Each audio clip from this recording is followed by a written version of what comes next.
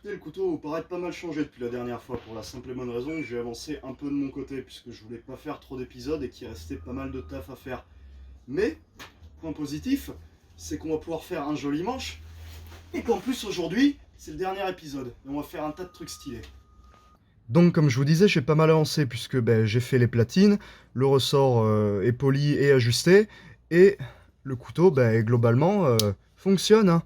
J'ai passé un coup de 240 sur la lame, il claque bien comme j'aime, et on a du poncetage. Le manche, on va le faire dans ces deux beaux morceaux de cornes de limousine. Les cornes viennent d'ici, hein. Ça ajoute un cachet tout à fait incroyable.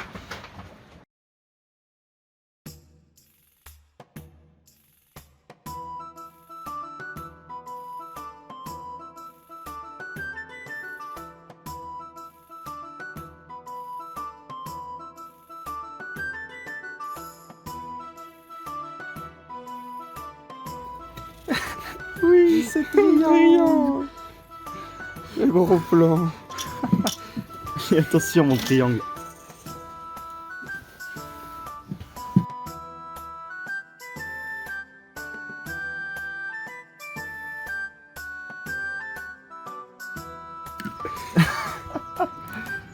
Allez, triangle.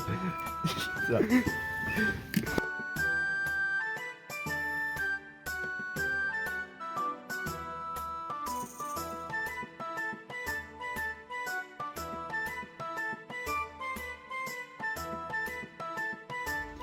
Voilà, maintenant que j'ai percé mes côtes et que j'ai dessiné la forme de mes platines, on va pouvoir passer à la scie à ruban pour détourer.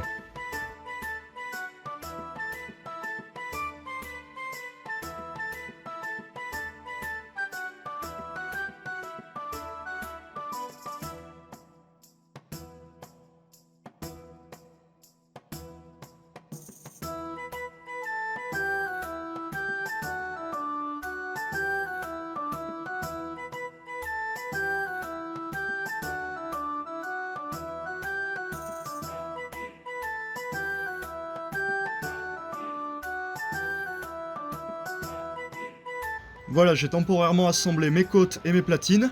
Donc ce que je vais faire maintenant, c'est un petit peu de détourage à la bande de 60.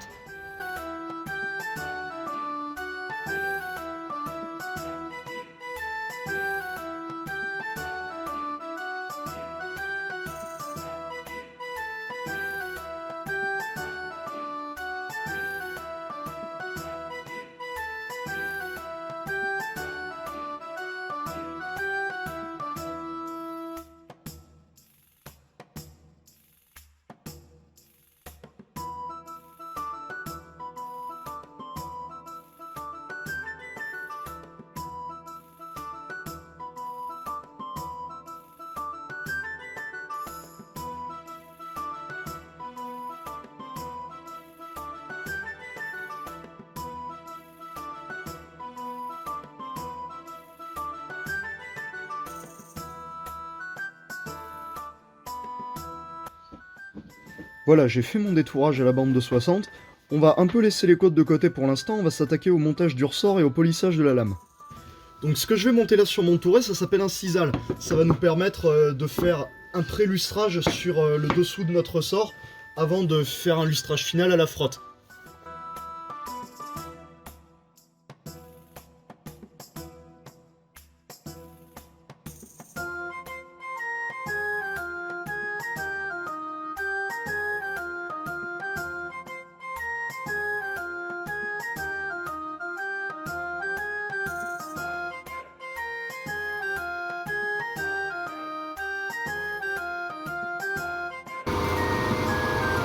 Ah, c'est beau! Oh oui.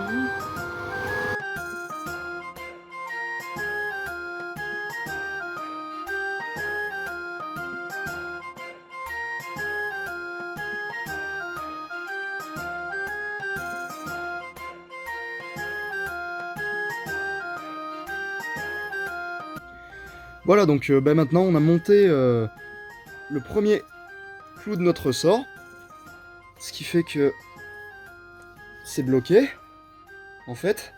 Ah, attends, c'est là, et voilà, ça arrive.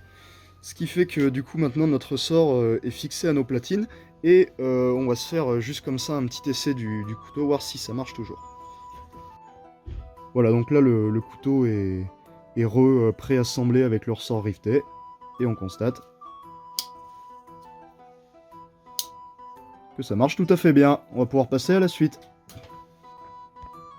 Maintenant qu'on a fait notre petite vérification de fonctionnement, on va pouvoir s'attaquer à une partie très intéressante, c'est-à-dire le polissage de la lame qui aboutira à la révélation du sandwich. Ce polissage, on va l'attaquer avec une polissoire.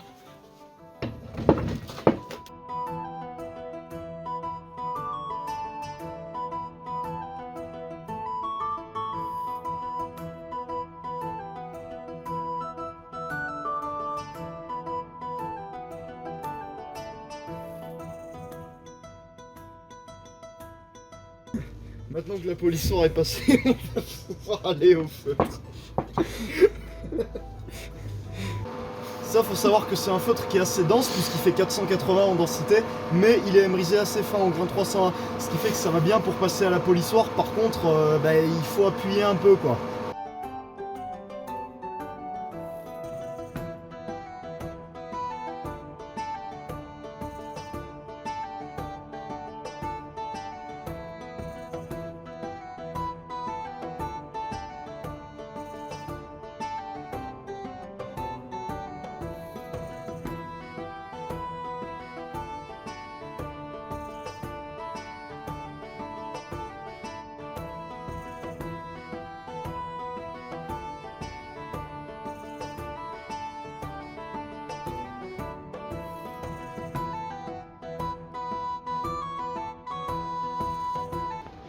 Donc voilà le couteau après passage au sisal.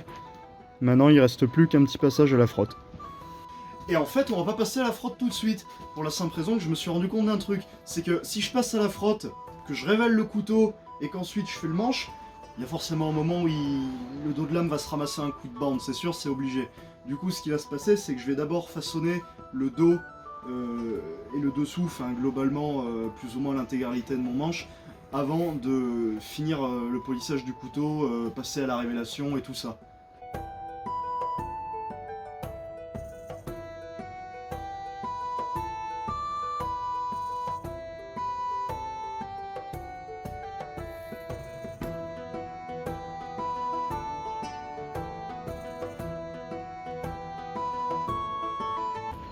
Voilà, on a fini de polir notre lame. On va lui passer un petit coup de nettoyage histoire qu'elle soit bien propre, et on va pouvoir la révéler dans le perchlorure de fer.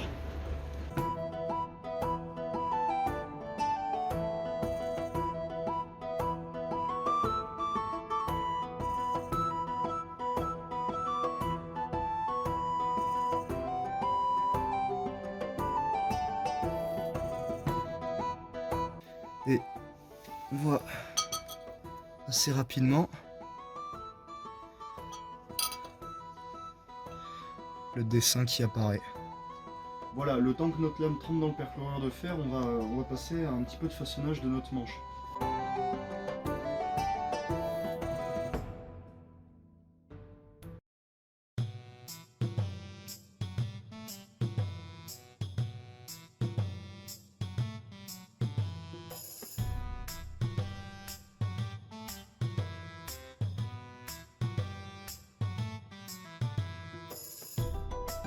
Voilà, maintenant qu'on a arrondi nos côtes à la bande, à la dimension qu'on voulait à peu près, on va pouvoir commencer le travail de polissage, c'est-à-dire globalement pareil que pour la lame, feutre, sisal et frotte.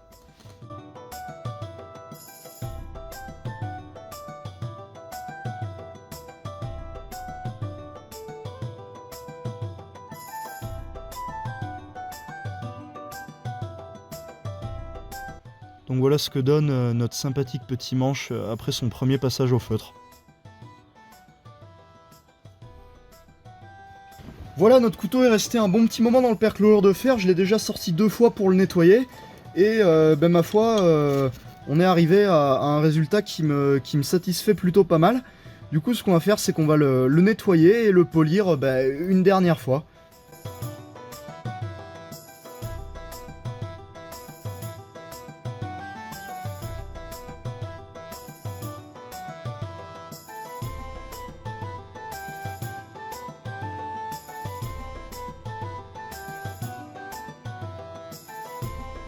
Donc là, on va refrotter notre lame, ce qui va avoir pour effet d'enlever un peu toute cette noirceur et de bien, comment dirais-je, de bien redistinguer les couches.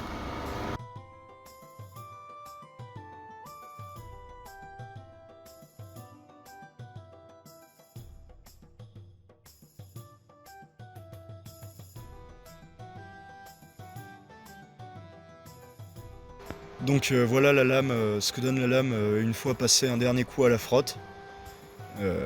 C'est donc le résultat final de notre lame, aiguisage exclu, hein, puisque bien sûr le couteau coupe pas encore.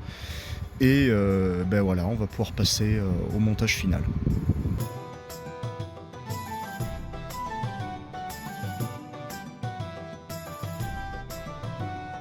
Bon voilà, maintenant qu'on a assemblé nos deux côtes avec nos deux rivets, on va pouvoir monter la lame. Voilà, on a monté notre petit couteau. Bon, d'accord, c'est... Ouais, le centrage au bout est assez approximatif, mais ta gueule, c'est artisanal. Ça, c'est la bonne excuse quand t'es coutelier. Il marche tout à fait bien. On va maintenant pouvoir lustrer le manche.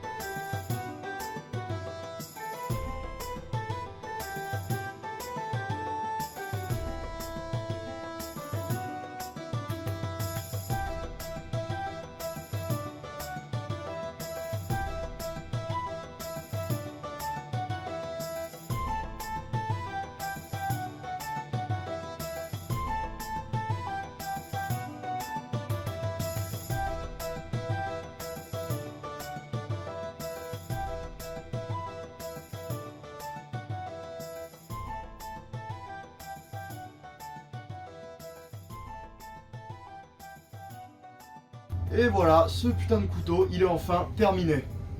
Alors voilà, donc comme je disais, le couteau est à présent terminé. Écoutez, franchement, moi je le trouve plutôt pas mal, hein, plutôt bien réussi. Je dis pas ça pour m'auto-congratuler ou quoi que ce soit, hein. Si ça avait été de la merde, je l'aurais dit aussi de toute façon. Cependant, bien sûr, il y a quelques petits points qui me gênent, hein, notamment le fait que la corne ait pris quelques petites imperfections, quelques petits éclats. Notamment, on le voit ici, ici, et un petit peu là également.